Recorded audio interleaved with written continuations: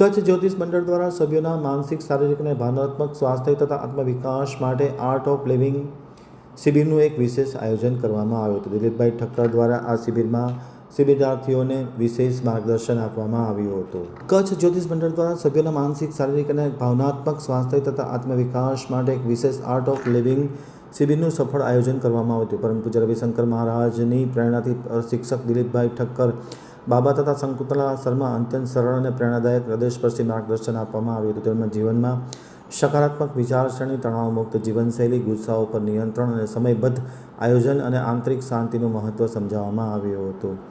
સહભાગીઓને શ્વાસની વિવિધ પદ્ધતિઓ, પ્રાણાયામ, ધ્યાનની મધુર અનુભૂતિ કરવામાં આવી હતી. સેશન દરમિયાન રજૂ થયેલા ભાવગીતો અને ધૂનથી સમગ્ર વાતાવરણ આહ્લાદદાયક બની ગયું હતું. બેઠક દરમિયાન જ્યોતિષોને વૈજ્ઞાનિક અભિગમ સાથે લોકભોગ્ય અને વ્યવહારુ બનવા માટે સંશોધન દ્વારા અનોખું યોગદાન આપનાર કચ્છ, ગુજરાત કે વિદેશમાં રહીને શાસ્ત્રની સેવા કરતા કચ્છી જ્યોતિષોને જ્યોતિષ ગૌરવ સન્માન 2026થી સન્માનિત કરવામાં આવ્યા હતા.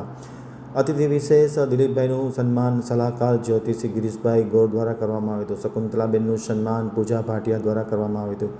પ્રફુલભાઈ જોશીએ સૌને આવકાર આપ્યો હતો. આ પ્રસંગે જયશ્રીબેન પરમાર, વણિતાબેન મહિડા, દેવાંગ ચૌહાણ, આનંદભાઈ શાહ, વિપુલાબેન મહેતા, રમેશભાઈ આહિર, મિલનબેન દવે, પલ્લવી શેઠ, રાજેશભાઈ, અરવિંદભાઈ ચૌહાણ, ઝંખના શર્મા, નરેન્દ્ર દઢાણિયા, પ્રશાંત ભોજક, હંસાબેન પંડ્યા, હિતેન્દ્ર દવે, પ્રદીપ પરમાર, પ્રતિક જોશી સહિતના લોકોએ ખાસ ભાગ લીધો હતો.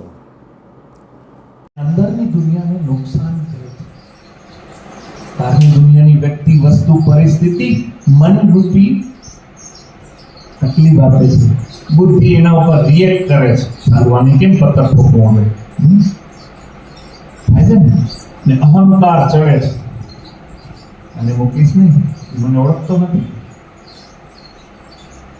ચિત્તમાં બધું સ્ટોરેજ આંખમાં દુખી થાય છે.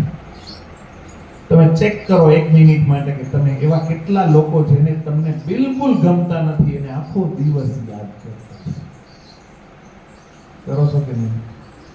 જે લોકો તમને બિલકુલ કરો ને અચાનકથી તો તમારા મગજમાંથી ઈ જ નીકળે છે ને. ખરેખર તમે કહો કોરોના બધાએ જોયો છે, બધાને ખબર છે ઓલું ઓક્સિજન લેવલ ચેક કરે એ ડાઉન થાય તો હાલત ખરાબ થાય. તો ઓક્સિજન લેવલ ડાઉન થાય એટલે પછી ઓલું ચેસ્ટનું સીટી સ્કેન કરાવવું પડે. એમાં લેવલ ખરાબ આવે અને ઈ ચેક થાય ને તો ધીમે ધીમે ઓક્સિજન લેવલ ડાઉન થાય એટલે ઓર્ગન બધા ડેમેજ થવા લાગે. કિડની, ફેફસા બધું કામ કરવાનું બંધ કરે. તો ઓક્સિજન મસ્ત હોવો જોઈએ કે નહીં?